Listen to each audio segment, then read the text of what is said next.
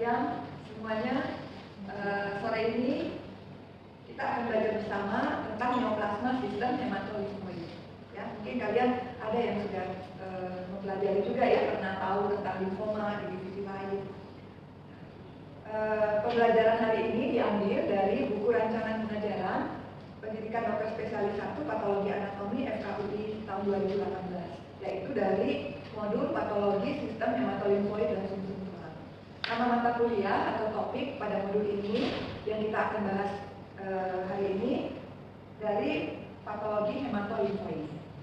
Deskripsi mata kuliah, modul patologi hematolimfoid merupakan modul pembelajaran bagi peserta PPDS 1 yang dibuat berdasarkan fisik organ. Ya, jadi kita kan masuk divisi berdasarkan fisik organ. Nah, apa kemampuan yang diharapkan? Jadi setelah selesai modul ini, peserta diharap mampu membuat sintesis dan menegakkan diagnosis pasti suatu penyakit bila diberikan suatu kasus. Ya, jadi seperti layaknya SPPA nanti. Materi pembelajaran pada modul ini yang kalian pelajari adalah mulai dari teori pemeriksaan makroskopik, termasuk di dalamnya teknik pemotongan, kemudian kelainan non-neoplastik dari kelenjar getah bening atau KGB, juga limfa, dan kelainan neoplastik ya, dari kelenjar getah bening atau limfa. Metode pembelajarannya adalah kegiatan jaga atau potong makros ya. Di situ kalian bisa melihat jaringan dan mendeteksi secara makroskopik sebelum menjadi sediaan. Kemudian setelah memotong makroskopik, bisa mempelajari sediaan atau slide dari arsip, teaching slide, atau dari kasus diskusi klinikopatologi atau CTC. Dan juga adalah belajar dari menjawab sediaan baru, ya, sediaan yang baru, janji atau pasien baru. Dan selain itu kita akan mendiskusikan kasus-kasus ya, kenapa jawabnya harus begini dan bukan jawabannya yang lain. Nah, topik pembelajaran kita pada siang ini adalah neoplasma sistem hematolimfoid. Kalian masih ingat ya, waktu dulu di S1 itu istilah neoplasma. Ya, kalau klinis kan kadang-kadang secara awam tuh pasien mengatakan tumor. Tapi tumor itu bisa saja merupakan kelainan yang non-neoplastik. Misalnya merupakan tanda-tanda dari inflamasi. Ya, jadi adanya tumor secara awam itu bukan selalu suatu neoplasma.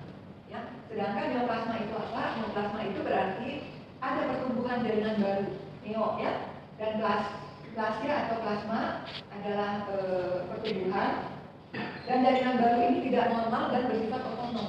Otonom itu berarti menurut apa yang diinginkan oleh jaringan tersebut dengan derajat yang berbeda-beda tentu saja ya, masing-masing tumor otonomi. Ya.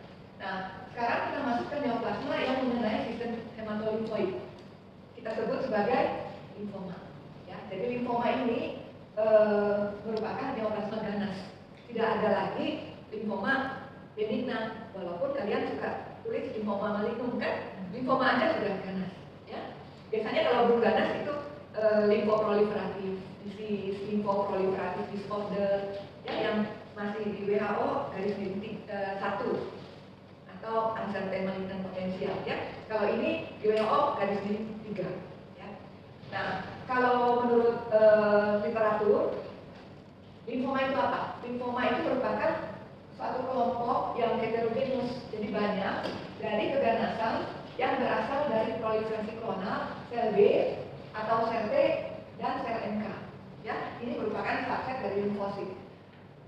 Proliferasi klonal ini terjadi pada berbagai tahap dari maturasi. Ya, jadi kita perlu tahu adanya di tahap di mana. Ya, nanti kita lihat selanjutnya.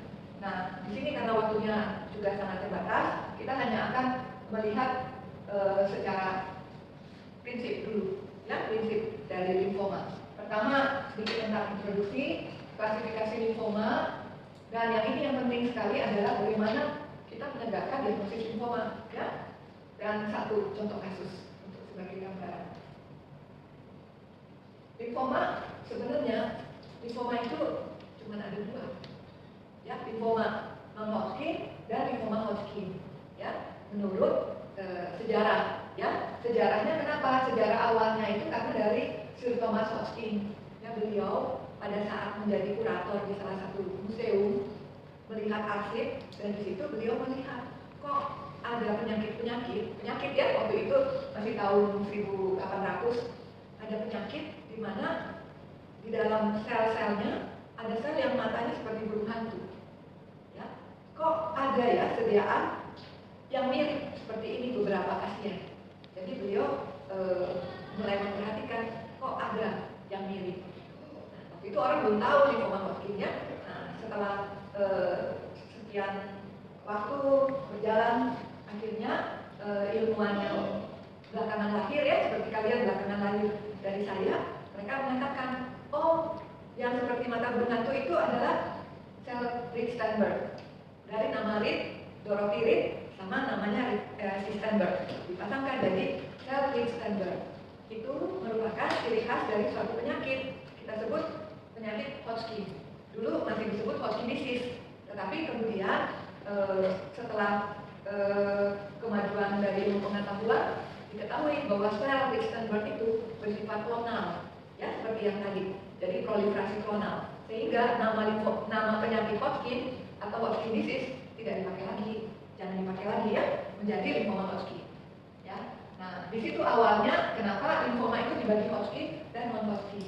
Walaupun saat ini sebenarnya sudah diketahui limfoma Hodgkin itu pun sebenarnya limfoma sel B, ya, tetapi karena pertimbangan historical tetap dipakai nama limfoma Hodgkin dan non-Hodgkin. Dan di sini terletak juga perbedaan terapi.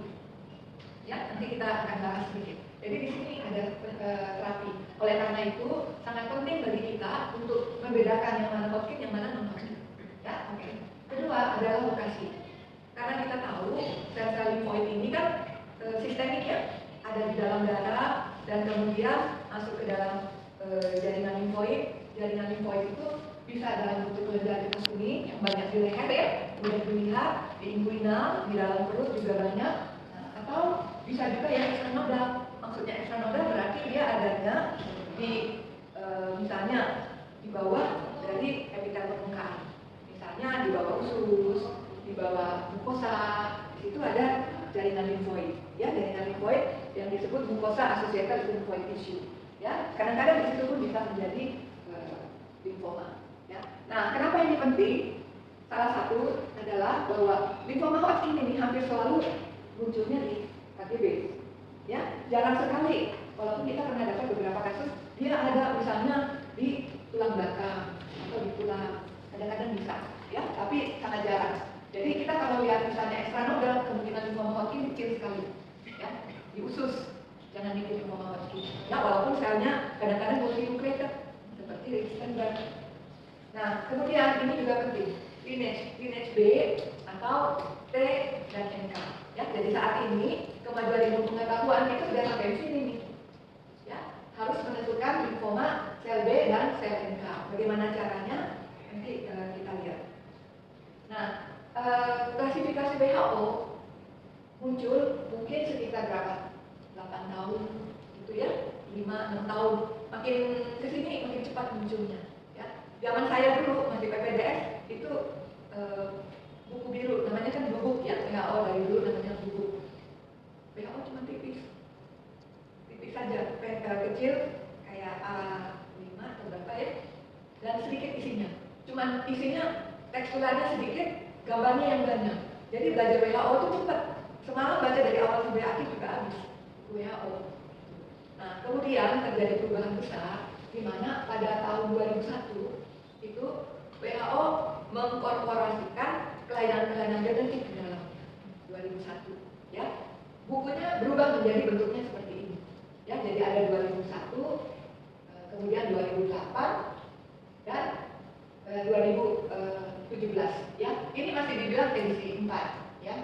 Sekarang ada 2022, ya, edisi 5. Tapi kalian baru mendapatkannya online ya, belum ada bukunya.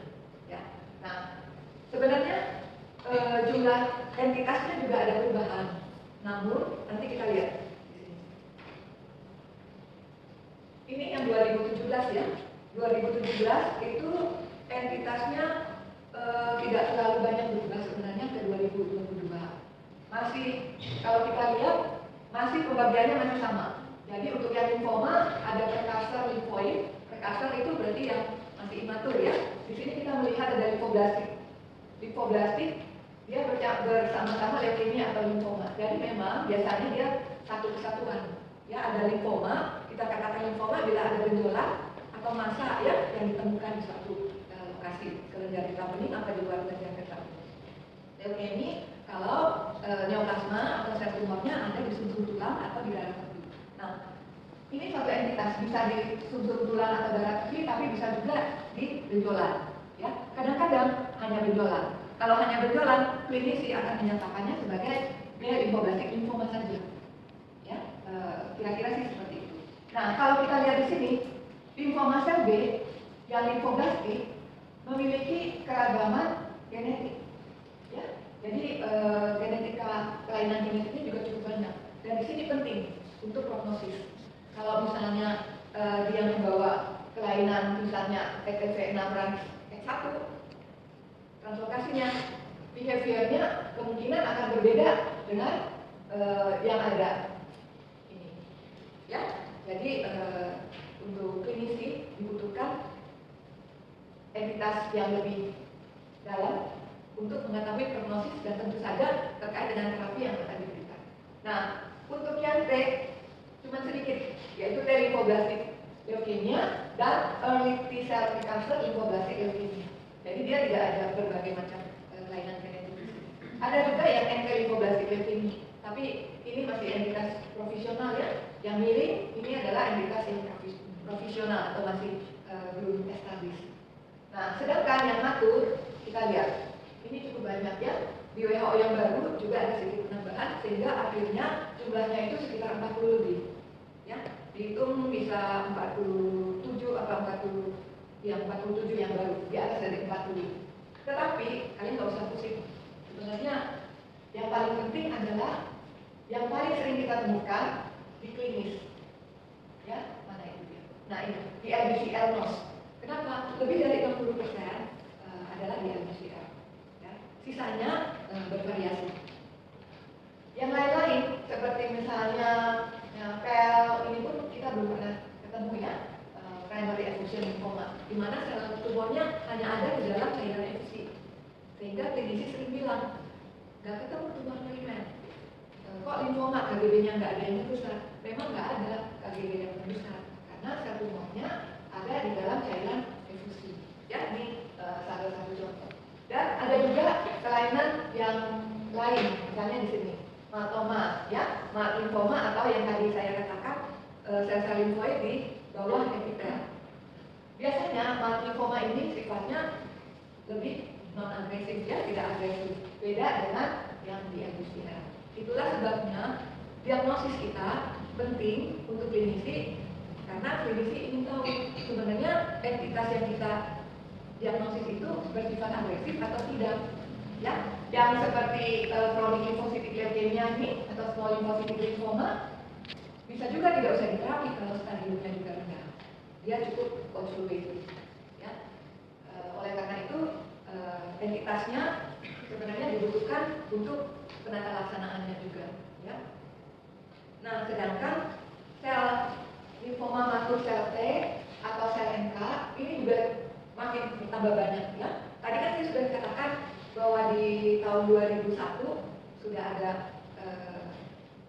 edisi 3 ya yang menginkorporasikan kelainan genetik.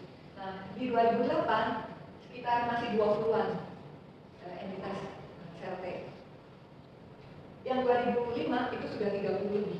Jadi kurang lebih ada pertambahan separuh untuk sel T dan separuh untuk sel B. Ya, jadi PPDS tambah susah ya. Belajarnya makin banyak, nggak cuma PPDS, SPPA juga, klinisi juga, ya karena kita mengikuti perkembangan zaman. Nah, yang penting sekarang bagaimana kita bisa mendiagnosis limfoma, menegakkan diagnosis limfoma. Mungkin kalian pernah mendapatkan kuliah dari Dr. Endang. Beliau guru saya ya, selalu ditekankan dari awal bahwa kita diagnosis limfoma tidak bisa cuma molekuler saja, tidak bisa. Tidak bisa cuma IHK saja. Ya, morfologi ya mungkin sudah lumayan ya, sudah ada. Tetapi gambaran klinis ini penting. Ya, jadi kita mengkombinasikan 4 hal ini dalam mencapai diagnosis yang tepat. Ya. Apa itu gambaran klinis? Jadi kalau ujian kita harus lihat ini usianya dulu. Kalau usia anak-anak, apa penyakitnya? Dewasa muda apa? Lanjut usia apa? Ya. Nah, untuk jenis kelamin sebenarnya tidak terlalu banyak perbedaan, walaupun mungkin sedikit ada perbedaan.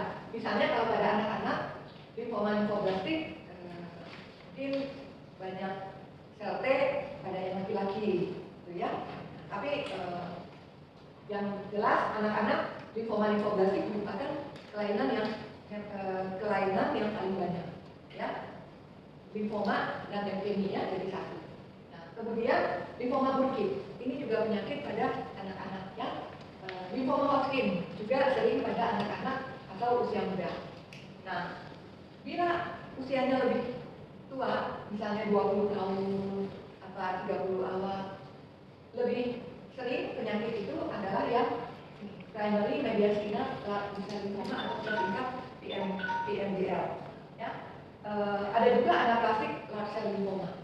Anaplastik large cell lymphoma. Sedangkan kalau orang berusia lanjut, diffuse large B-cell lymphoma. Kalau kita menemukan di LBCL pada usia muda, anak-anak harus hati-hati. Ini benar bukan? Ya, harus lebih hati-hati. Kemudian setelah usia, hal klinik yang penting adalah lokasi. Lokasi menjadi penting. Contohnya, tadi sudah saya katakan di awal, kalau dia letaknya di luar KBB, itu sangat mungkin dia bukan Hodgkin, ya, jadi dia adalah non-Hodgkin. Dan kalau letaknya adalah di mediastinum, itu bisa primary mediastinal large B-cell lymphoma atau lymphoma Hodgkin, bahkan bisa juga di LBCL. Ya, kalau anak-anak limfoma limfoblastik juga di mediastinum, khususnya yang sel T, ya.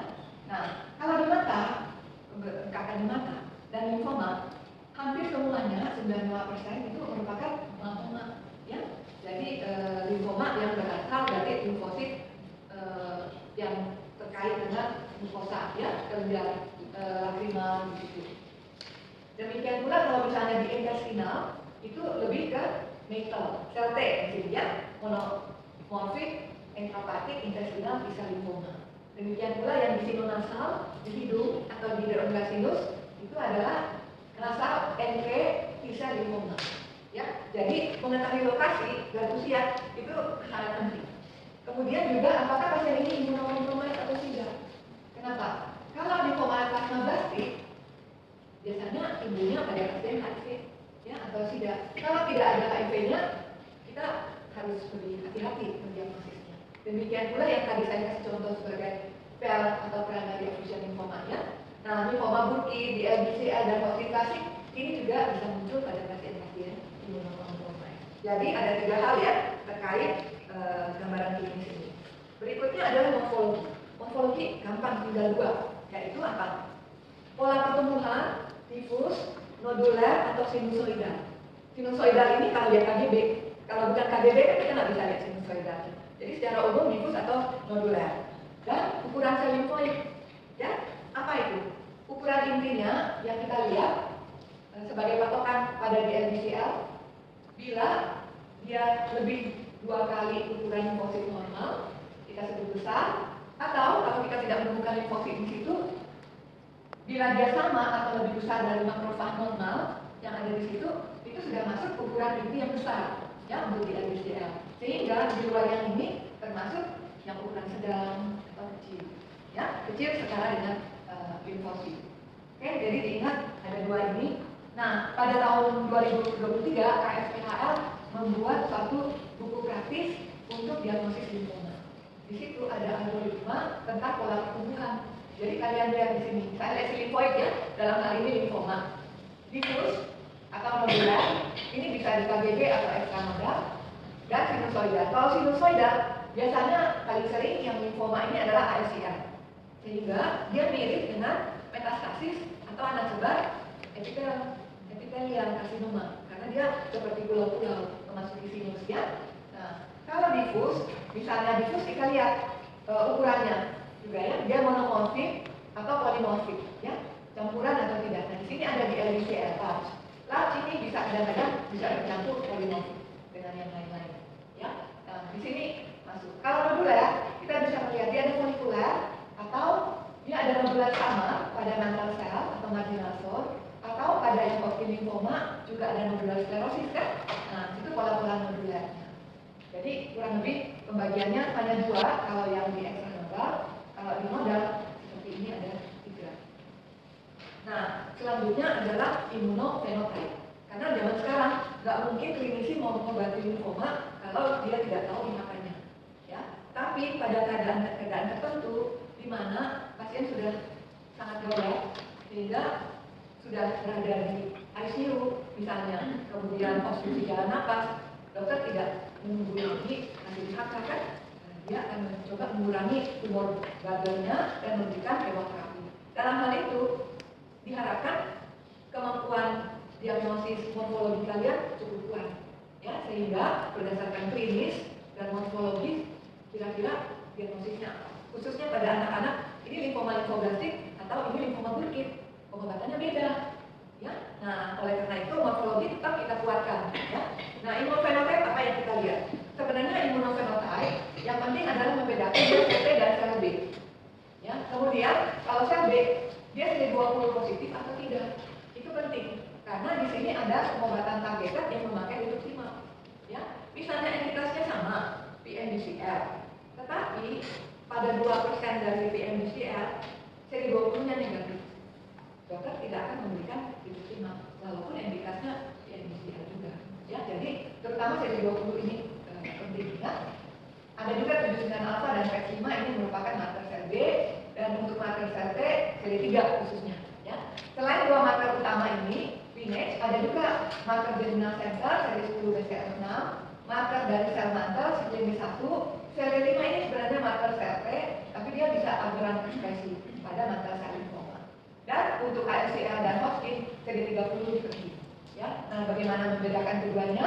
Kalau Hodgkin masih memiliki PET5, karena di awal saya katakan Hodgkin itu sel B kan, nah dia masih memiliki PET5 walaupun lemah.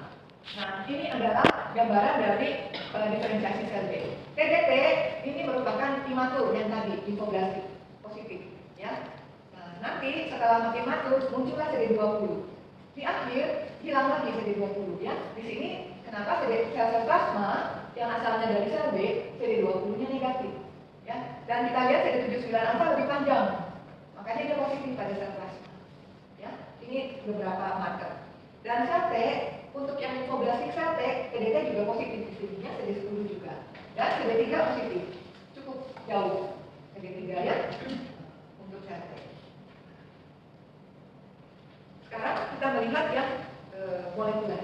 Ya. Kalau sudah berpikir molekuler, memang dari kita banyak yang masih belum memiliki fasilitas ini, ya. Tapi untuk apa sebenarnya?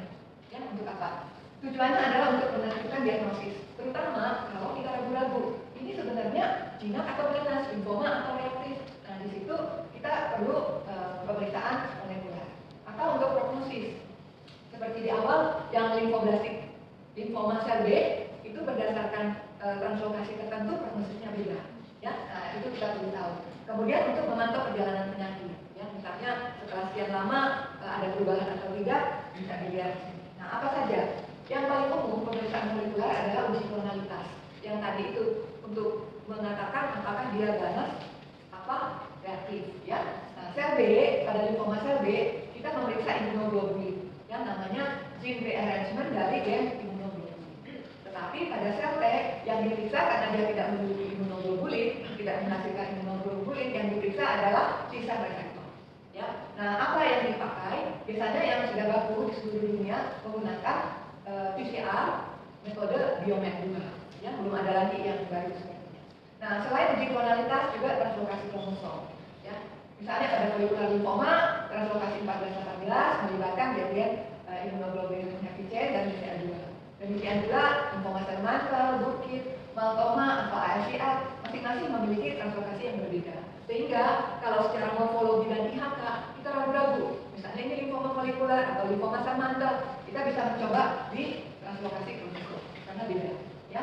Kemudian bisa juga hibridisasi in situ dari IBER untuk mendeteksi virus EBV. Ya. Kenapa? Contohnya pada lymphoma NK T-cell itu dikatakan IBER-nya positif. Ya, kalau kita tidak mendeteksi lewat LMP1 yang lebih murah pada IHK, kita bisa menggunakan IBER yang merupakan suatu standar deteksi EBV di jaringan. Oke? Nah, ini waktu terakhir sebelum kita bincang-bincang, satu contoh. Ini kalian lihat ya, gambaran apa yang jelas di sini? Banyak Starry Sky. Starry Sky itu menunjukkan apa? Sebenarnya hanya menunjukkan bahwa proliferasi sel itu tinggi, banyak sel yang mati, sehingga sel-sel yang mati itu dibersihkan oleh makrofag. Ya, sehingga makrofag yang jernih-jernih ini mengandung apoptosis di dalamnya. Jadi seperti langit, ada bintangnya. Di Jakarta kita saat ini belum bisa lihat ya, mungkin nunggu bulan Desember. Dan lokasi di manipula dan usia. Ini data klinis. Nah, selain gambaran Starry Sky, kita juga lihat sel-selnya berukuran sedang. Nah, bagaimana kita membandingkan dengan limfosit? Kalau kita tidak bisa menemukan limfosit, kita bisa menemukan misalnya makrofag atau endotel pembuluh darah di situ. Ya, seukuran berarti ini berukuran sedang, tidak besar.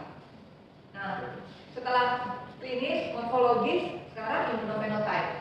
CD20 positif di membran sitoplasma. Kemudian CD3 negatif. CD10 positif. Dan KIM7-nya sangat tinggi ya. Di buku dikatakan 100%, tapi agak susah kita mendeteksi 100%-nya. Biasanya kalau di atas 90 sudah kita pandang sebagai tinggi. Ya, jadi ini adalah immunofenotype ditambah dengan BCL6 yang positif dan BCL2 yang negatif. Ya.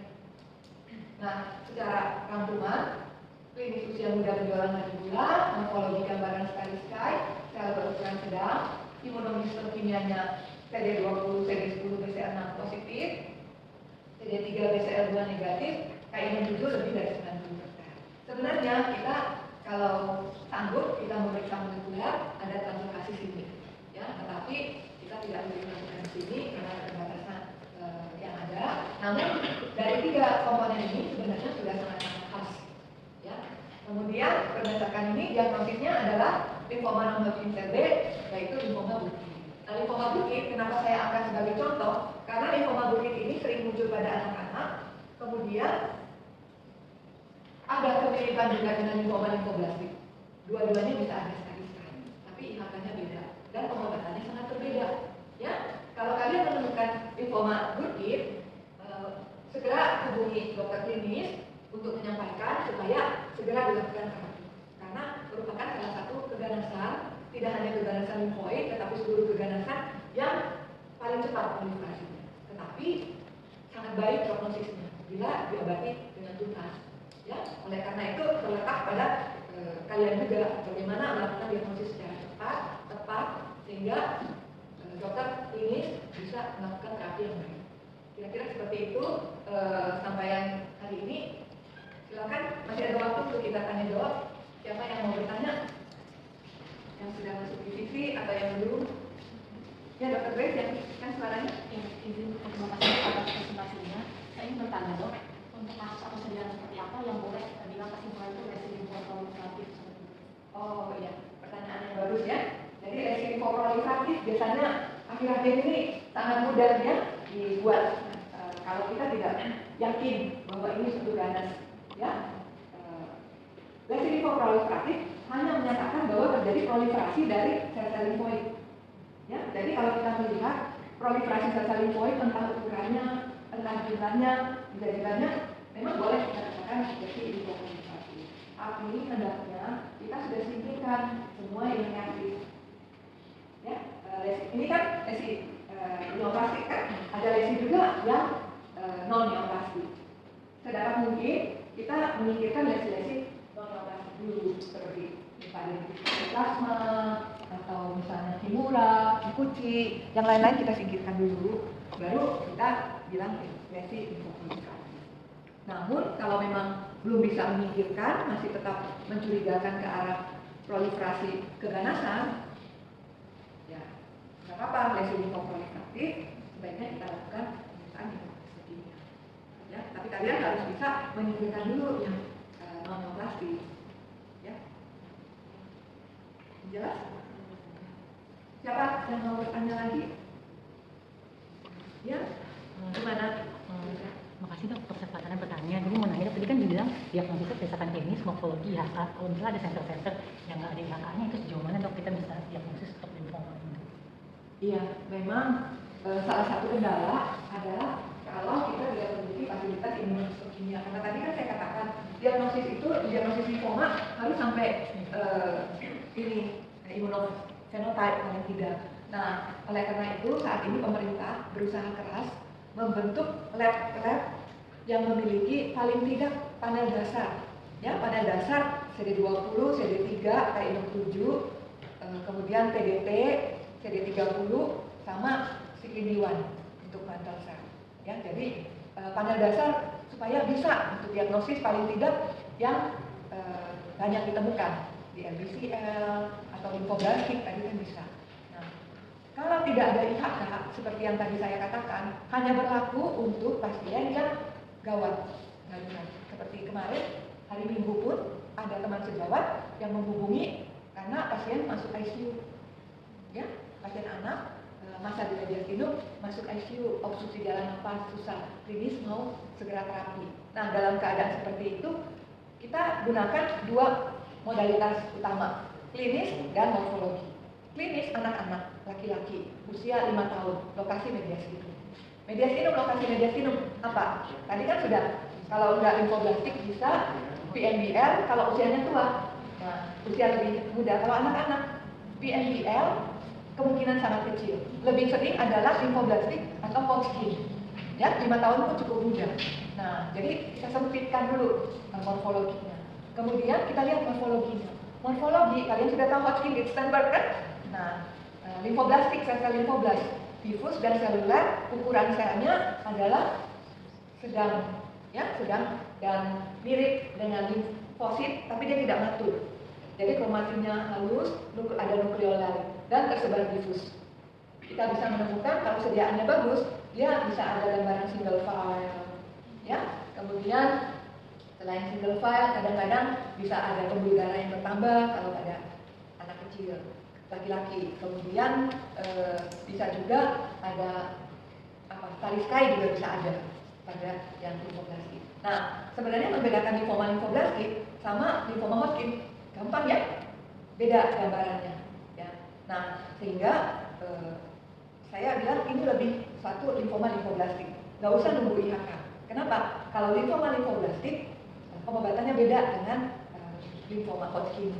Ya, beda juga dengan limfoma non-Hodgkin yang lainnya yang matur. Kemudian satu lagi adalah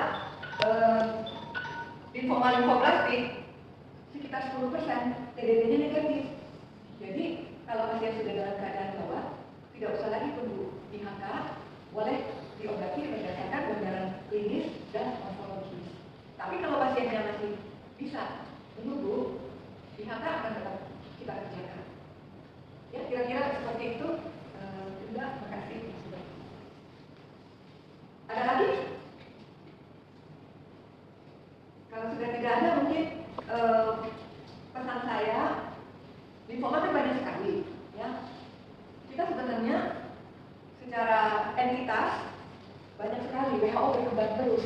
Namun sebenarnya kalau kita bercakap-cakap dengan dokter hematolog, pengobatannya nggak banyak macam. Ya, pengobatannya cuma yang pakai ABCD untuk yang Hodgkin, first line ya.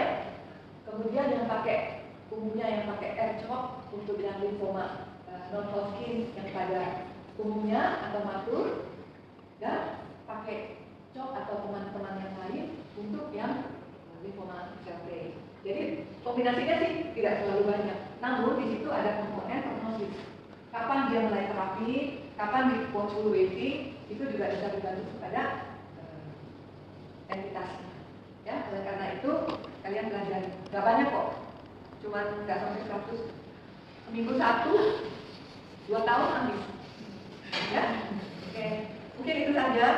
Terima kasih, mudah-mudahan bermanfaat untuk semua yang hadir di sini maupun mungkin yang akan mendengarkan dari jarak jauh. Mudah-mudahan memberikan manfaat. Mohon koreksinya bila mana ada yang dianggap salah atau kurang tepat, boleh menghubungi saya. Ya, sehari-hari ada di Patologi Anatomi FKUI. Terima kasih, sehat selalu. Terima kasih.